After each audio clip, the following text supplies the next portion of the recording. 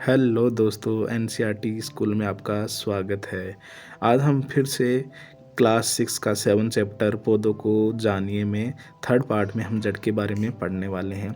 दोस्तों, वीडियो शुरू करने से पहले अगर अभी तक आपने हमारा चैनल लाइक, सब्सक्राइब और अपने दोस्तों के साथ शेयर नहीं किया है तो कर दीजिए।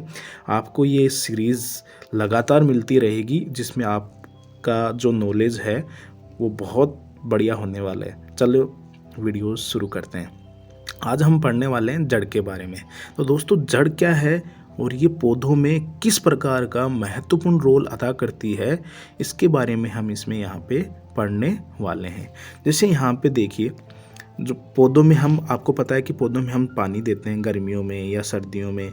सर्दियों में इतनी आवश्यकता नहीं होती और गर्मियों में क्या होती है, पौधों को बहुत ज़्यादा क्या होती है, पानी की आवश्यकता होती है।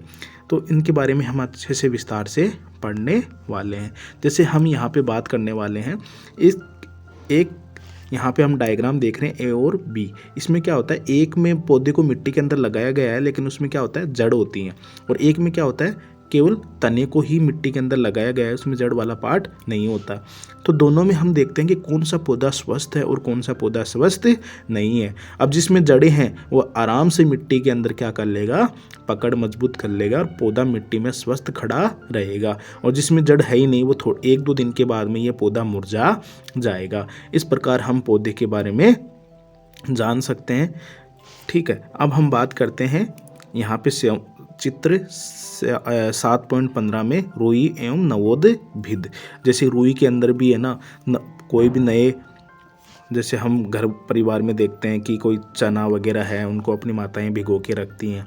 एक दो दिन के बाद में जब कपड़े के अंदर से बाहर निकालते हैं तो अब हम देखते हैं उसमें छोटे छोटे नवोद्भिद अपन को दिखाई देते हैं।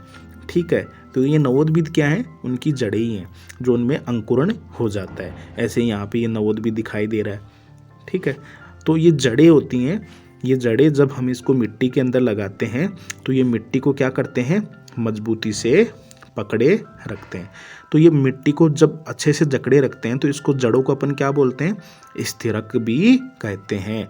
ये मिट्टी को बहुत मजबूती से पकड़े रखते हैं, इसलिए इन जड़ों को हम क्या बोल सकते हैं, स्थिरक। तो आपको पूछ सकता है स्थिरक क्या होते हैं, किनको बोलते हैं, तना, पत्ती, जड़ें। तो ये क्या होती हैं, जड़ें होती हैं।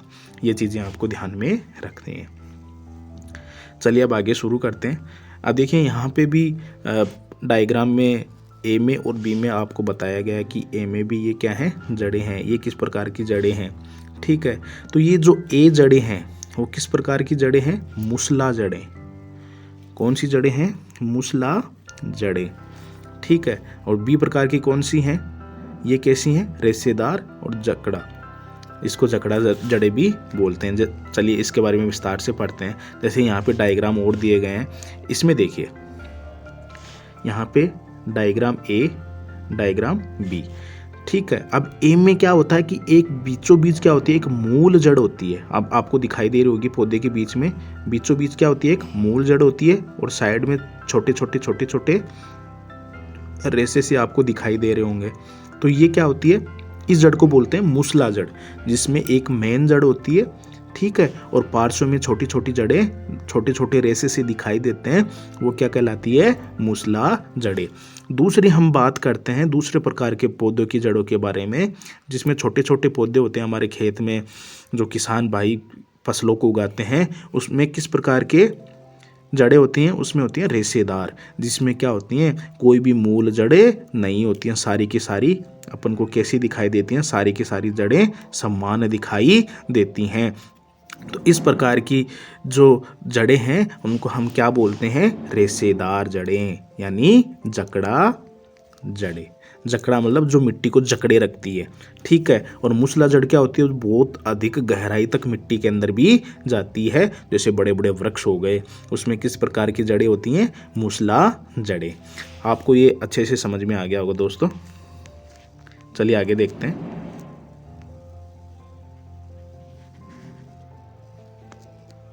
अब यहाँ पे देखिए एक डायग्राम और दे रखा है, एक तना दो तरफा मार्ग की तरफ। यानी इसमें जो जड़ें हैं उसमें अलग अलग आपको दिखाई दे रही हैं, कोई इधर जा रही है, कोई इधर जा रही है। ठीक है, तो ये दो तरफा मार्ग की तरह क्या करती है, कार्य करती है। ठीक है, जैसे जैसे तने की बात कर लेते हैं। हमने तने के बारे में पढ़ा था कि ये जड़ों के द्वारा जो भी अवशोषित खनिज लवण या पदार्थ होते हैं उनको तने के द्वारा पत्तियों तक पहुंचाया जाता है, और पत्तियां क्या करती हैं, वाष्पोत्सर्जन की क्रिया भी करती हैं, और उसके अलावा ये प्रकाश संश्लेषण में भी भाग लेती हैं। तो इस प्रकार हमने जड़ों के बारे में भी अच्छे से पढ़ लिया। दोस्तों नेक्स्ट इसके पार्ट में हम पुष्प के बारे में पढ़ने वाले हैं, जो हमारा आखिरी पार्ट होगा, जिसमें हमारा 7 चैप्टर ख़त्म हो जाएगा। थैंक यू दोस्तों।